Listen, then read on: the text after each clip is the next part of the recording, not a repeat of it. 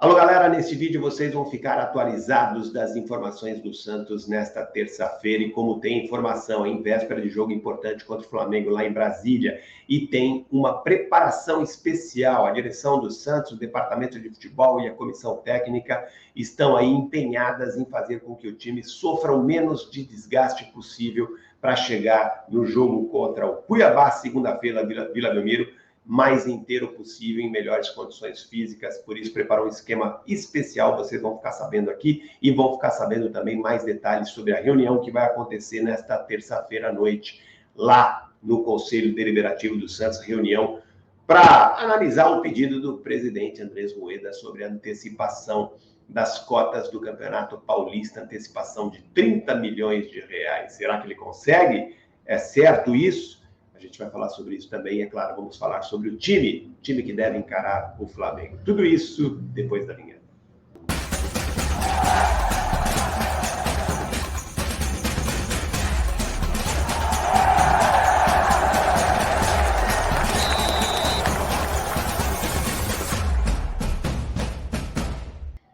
É isso aí, gente. Vamos começar, então, com a informação sobre o esquema especial que a direção do Santos, o Departamento de Futebol e a Comissão Técnica prepararam para esse intervalo entre o jogo contra o Flamengo, que acontece nesta quarta-feira, 20 horas, em Brasília, e o jogo contra o Cuiabá, 21 horas, segunda-feira próxima, na Vila Belmiro.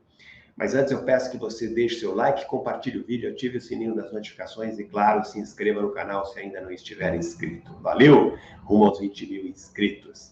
Bom, gente, é o seguinte, a direção do Santos está preocupada com a situação física geral dos jogadores, os exames de secar, que é aquele exame que detecta ali a possibilidade de um jogador sofrer, né, a propensão que um jogador tem de sofrer uma lesão ou não, uma lesão muscular. A média desses exames, o resultado da média desses exames é preocupante. Muitos jogadores do Santos já vêm sofrendo aí lesões. Tivemos aí o caso mais recente do Basso, João Basso, zagueiro, que se machucou na coxa esquerda, está fora, não joga mais este ano. A exemplo do Morelos, Alfredo Morelos, atacante, que já havia contundido a panturrilha direita, também não joga mais este ano. Tivemos outros casos, como do Meia Luan Dias e também do Bruno Mezenga, jogadores que também se recuperam de lesão muscular.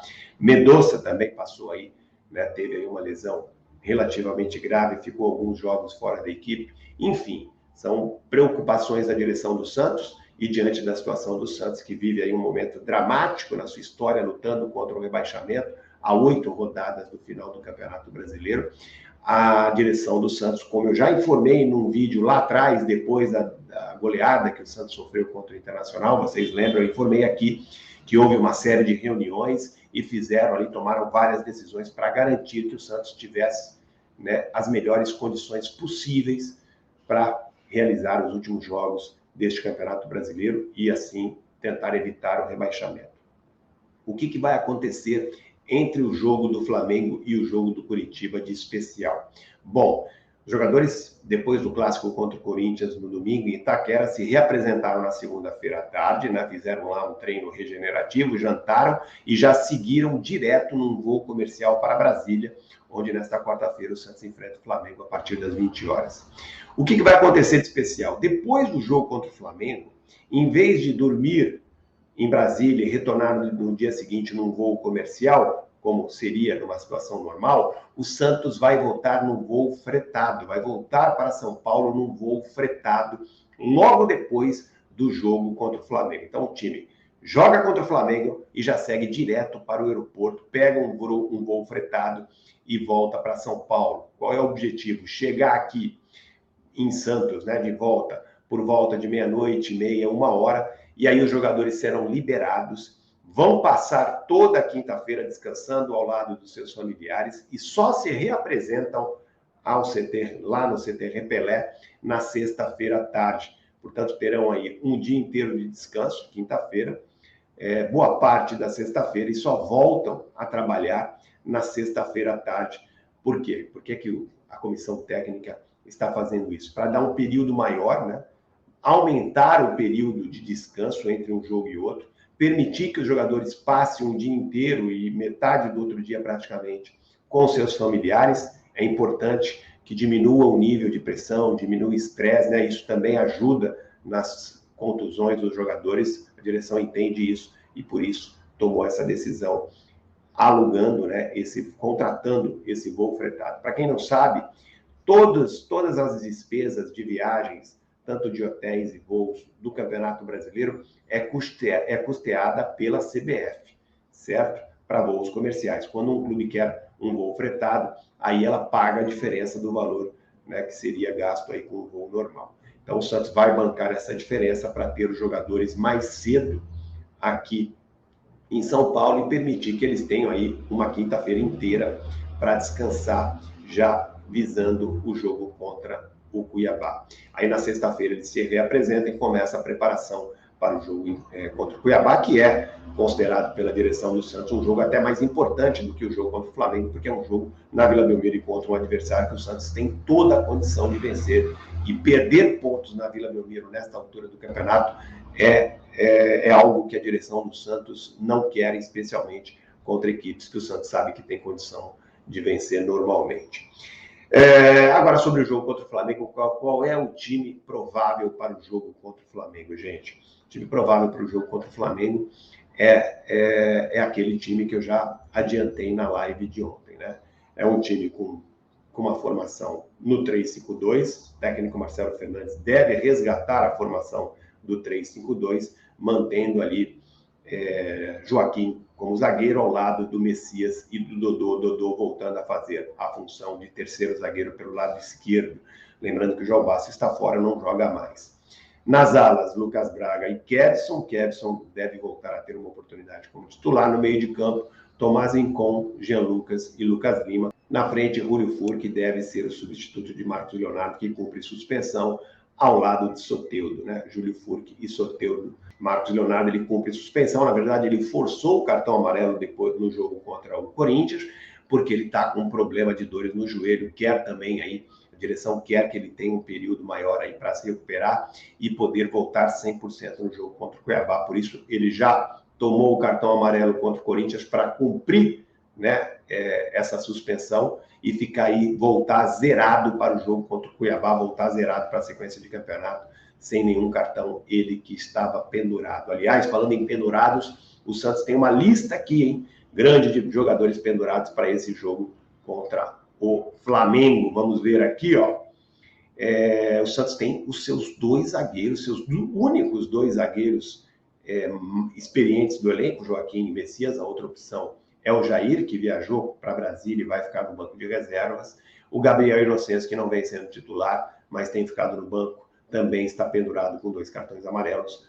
A exemplo de Dodi e Nonato, jogadores que vêm sendo mais utilizados pelo técnico Marcelo Fernandes. E aqui a principal preocupação entre os pendurados, né, junto com os zagueiros, o atacante Júlio Furque, que será titular, né, deve ser titular contra o Flamengo, também está pendurado. Então, atenção aí, né, especialmente aos zagueiros Joaquim e Messias, já que o Santos hoje só conta com o zagueiro jovem, zagueiro Jair, de 18 anos, para ocupar ali a função, já que, como já expliquei, né, como vocês já sabem, João Basso não joga mais este ano.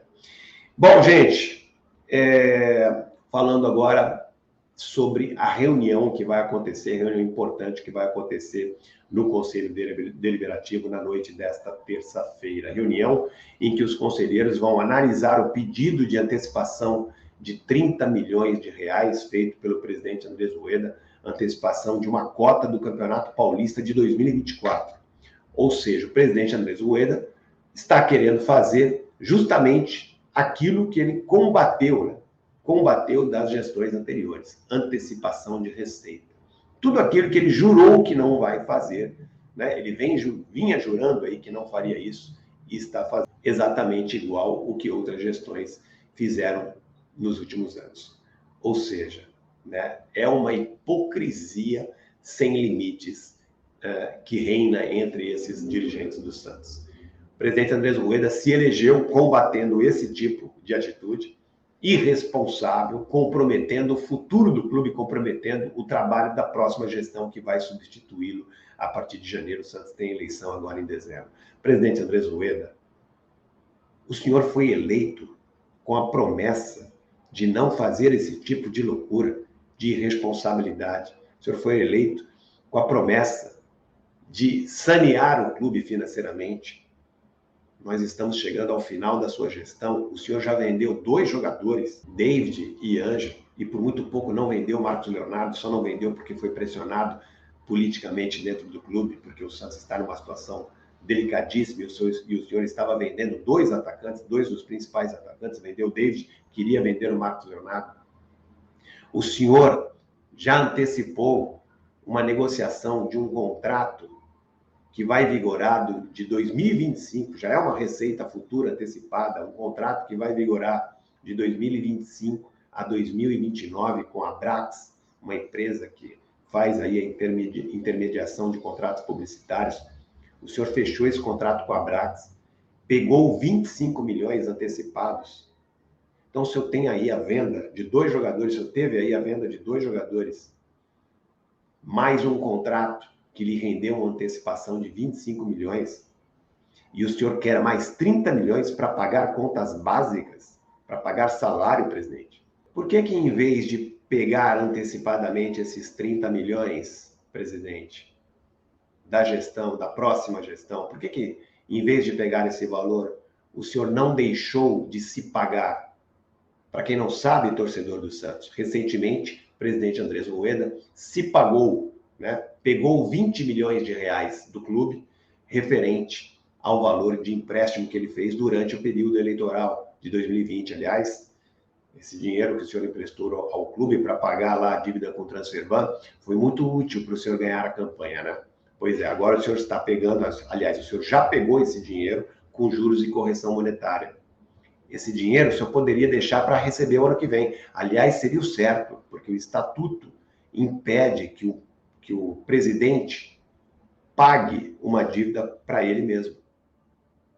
Mas o senhor teve aí a aprovação da comissão fiscal, né?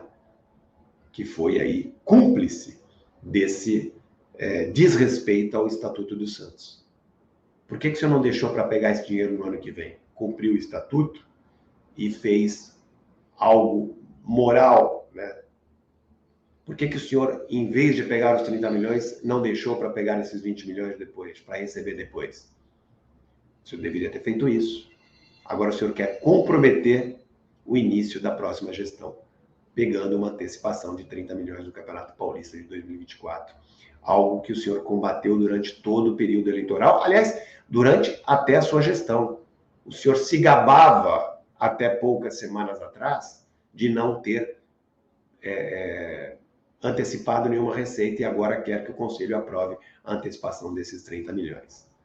Então, está nas suas mãos, conselheiro do Santos, nesta reunião que vai acontecer nesta terça-feira à noite, não aprovar esse absurdo. Deixe que o presidente se vire. Ele pegou o dinheiro para isso. O clube recebeu o dinheiro para isso. Então, ele que se vire.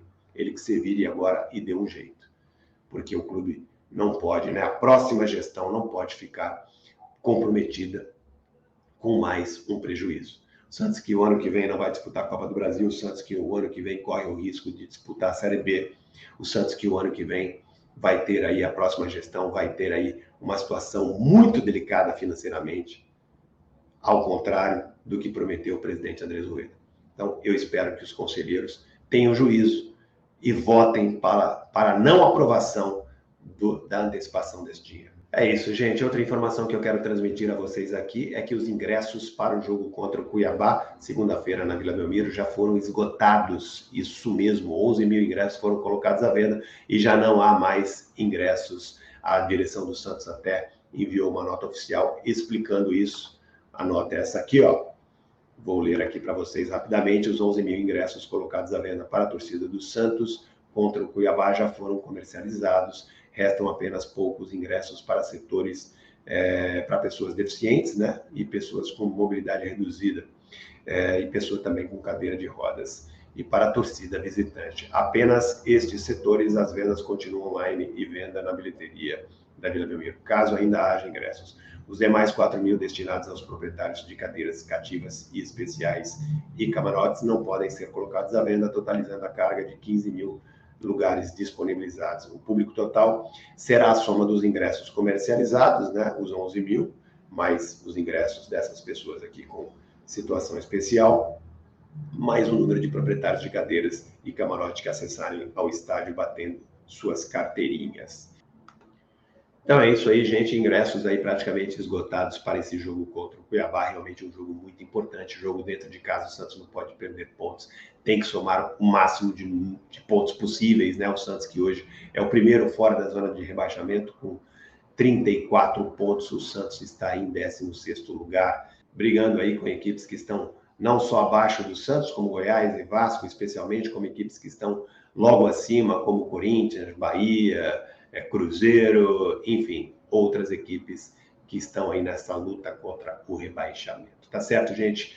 Era sobre isso que eu queria falar com vocês nesse vídeo. Fique ligado, deixe seu like, compartilhe o vídeo, ative o sininho das notificações e, claro, não se esqueça de se inscrever no canal rumo aos 20 mil inscritos. Vejo vocês na live das 22 horas com muito mais informações do peixe para vocês, tá bom? Grande abraço a todos e até mais. Valeu, tchau!